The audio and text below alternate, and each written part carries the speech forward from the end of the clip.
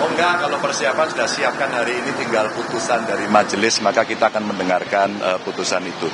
Tentu apapun hasilnya kita akan menunggu di sana, dan saya kira saya dengan Pak Mahfud orang yang sangat taat pada konstitusi, apapun pasti akan kita ikuti. Dan tentu saja tim hukum juga sudah menyiapkan itu, maka tugas kita hari ini adalah datang untuk mendengarkan putusannya. Nanti akan ada pesan yang disampaikan juga soal hari pertama kan Mas Ganjar dan Pak Mahfud mengatakan juga mengharapkan dengan putusan ini bagaimana? Oh tidak, kalau kita hari ini kan hanya mendengarkan saja. Semuanya diserahkan kepada majelis. Ya, yuk kita berangkat. Oke. Ya. Sebelum berangkat nih, doa dulu. Kita mau baca doa dulu. Oh, doa. Gini, ini kan momen-momen yang kita tunggu ya, momen yang sangat bersejarah buat bangsa ini. Kita menunggu putusan Mahkamah Konstitusi yang sangat historis, ya, sangat bersejarah, dan kita punya optimisme untuk mendengarkan putusan yang progresif. Dalam konteks ini, tadi Pak Ganjar sudah mengatakan apapun putusan MK kita akan respect putusan MK, kita akan jalankan. Tapi tidak ada salahnya kalau kita membacakan doa. Doa ini agak panjang, saya sudah lihat tadi malam doanya. Tapi buat saya penting ya, karena ini mengingatkan kita akan pentingnya MK dalam konstelasi hidup kita berbangsa dan bernegara. Momen-momen kebenaran ini penting, karena kita bisa bertanya pada diri kita sejauh mana kita jujur terhadap diri kita, sejauh mana kita jujur terhadap Tuhan yang Maha Esa, sejauh mana kita jujur terhadap konstitusi, sejauh mana kita jujur terhadap demokrasi. Kita ingin ya sampaikan pada kesempatan Pak Magdir ini OS AM-nya TPN, Magdir Ismail. Jadi ya dia akan kasih khotbah ya kan di Masjid Istiqlal.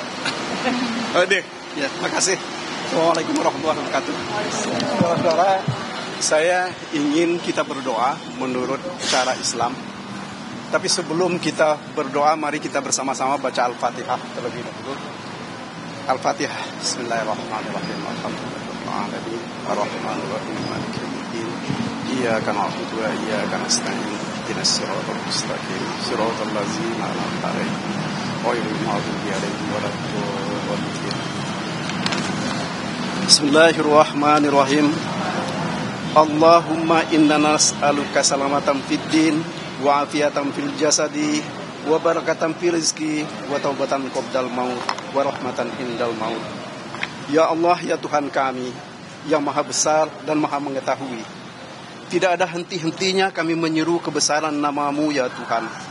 Tidak pula kami berhenti mengharapkan anugerah dari-Mu ya Tuhan. Tidak pula pernah kami berhenti mensyukuri nikmat yang Engkau berikan ya Tuhan. Seperti kami tidak pernah berhenti berdoa di siang hari dan malam hari dalam keadaan sepi dan damai dan ramai, agar Engkau mengabulkan doa kami, terutama berhubungan dengan ikhtiar kami mencari keadilan dan kebenaran dari bagi bangsa kami.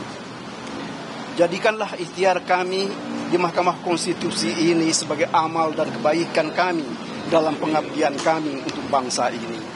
Berikan kekuatan dan keteguhan hati kepada kami dalam menegakkan kebenaran dan keadilan ini ya Tuhan.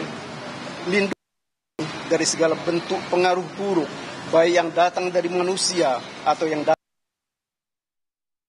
menjadi musuh kami.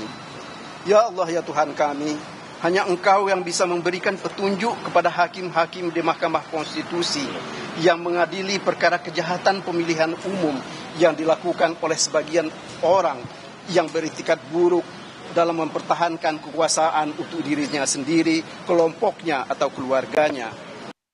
Pikiran dan bersihkan hati mereka ketika dalam memutus kejahatan pemilihan umum yang dilakukan oleh segelintir dari bangsa kami yang tamak dan meninggalkan hukum dan etika dalam menjalankan demokrasi. Jauhkan mereka dari sikap tamak terhadap kekuasaan. Jangan pula Engkau jadikan mereka sebagai orang-orang yang takut dalam menegakkan kebenaran dan keadilan. Bukakanlah pintu hati mereka bahwa tanggung jawab mereka bukan hanya kepada pemerintah atau kepada Mahkamah Agung atau kepada Dewan Perwakilan Rakyat, karena mereka dipilih dan mewakili ketiga lembaga itu. Tetapi mereka harus bertanggung jawab terhadap seluruh bangsa Indonesia sekarang dan masa yang akan datang dan akhirnya akan bertanggung jawab terhadapmu di hari akhir, ya Allah. Terangkanlah pikiran dan bersihkan hati para hakim konstitusi dalam memutus kejahatan pemilihan umum ini. Karena bagi kami, Pilpres ini bukan hanya karena masalah kalah dan menang, tetapi adalah sebagai upaya memelihara akal budi dalam menegakkan kebenaran dan keadilan.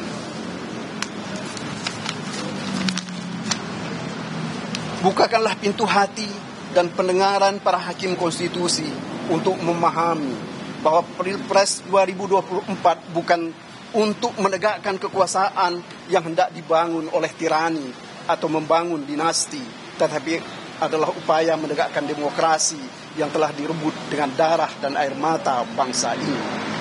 Tunjukkanlah kepada mereka, sekecil apapun kejahatan itu adalah tetap kejahatan, dan kejahatan itu selalu mendatangkan kemudaratan.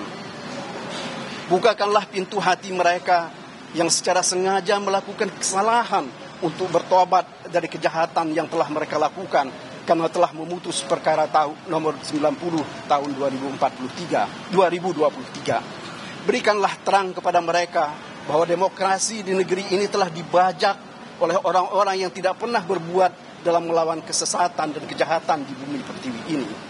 Lindungilah para hakim di Mahkamah Konstitusi dari sikap sesat dan pengaruh jahat dari orang-orang yang selalu bangga dengan kejahatan mereka.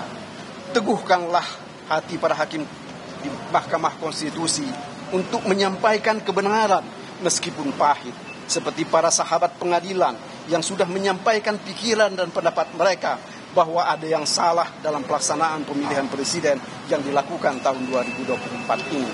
Ya Allah, ya Tuhan kami, bukakanlah pintu hati dan akal sehat sahabat-sahabat kami yang memihak kepada ketidakadilan dan menutup mata terhadap kejahatan Pilpres tahun ini.